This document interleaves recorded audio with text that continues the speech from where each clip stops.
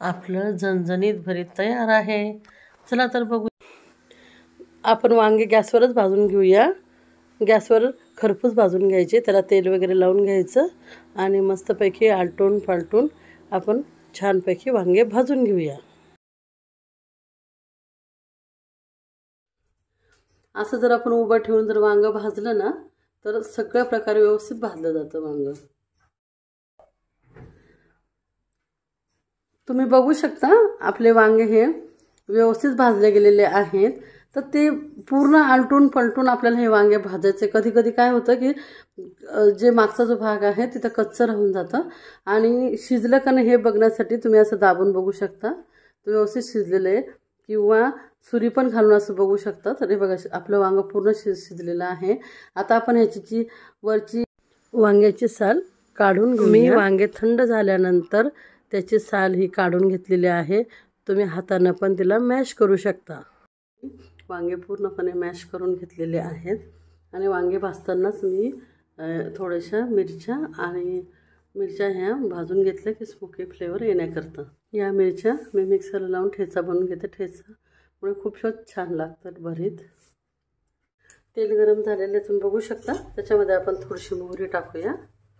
मोहरी चांगली तडतडली त्याच्यामध्ये थोडंसं जिरं घालूया। त्याच्यामध्ये आता कांदा घालूया। तुम्ही बघू शकता कांदा छान गुलाबी रंगावर परतला गेलेला आहे। आपण याच्यामध्ये शेंगदाणे टाकूया। भाजलेले शेंगदाणे मी टाकले, छान लागतात। असे शेंगदाणे आपण त्याच्यात टाकले तरी खूप छान लागतात। त्याच्यानंतर आपण टाकूया जो हिरव्या मिरची भाजली ना त्याचा ठेचा केला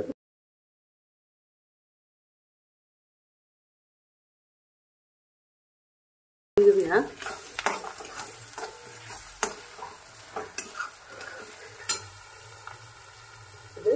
हळद टाकूया।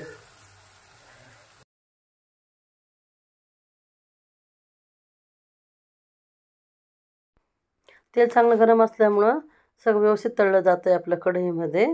कांदा वगैरे शेंगदाणे एकदम छान तळले जात आहे। त्याच्यामध्ये आता मीठ टाकते। मीठ टाकल्याने काय होतं की अजूनच रुचकर असं आपलं भरीत लागतं। आता आपण ह्याच्यामध्ये कांद्याची पात टाकणार आहोत। भरितामध्ये आपण कांद्याची पात टाकलेली आहे। कोणी कोणी कांदा न टाकता फक्त कांद्याची पात टाकतंय, पण मी कांदा आणि कांद्याची पात दोन्ही टाकले, त्याच्यामुळं खूपच भरितातूनच चांगलं लागेल। छान प्रकारे हलवून घेऊया। चांगलं खालीवर करून व्यवस्थित थोडंसं कांद्याच्या पातीला आपण शिजू देऊया। बघू शकता कांद्याची पाती चांगल्या प्रकारे शिजलेली आहे। आता आपण याच्यामध्ये वांग्याचं जे मॅश केलेलं आहे ना वांगे ते टाकूया।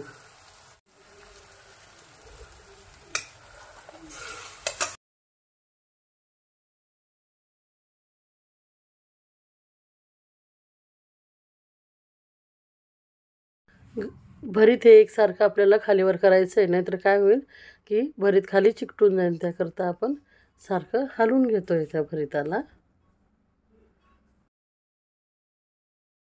साधारण 5 मिनिटं आपण कमी गॅस करून याला झाकून ठेवूया। त्याने काय होईल की एकदम पूर्ण शिजून जाईल आपलं भरीत।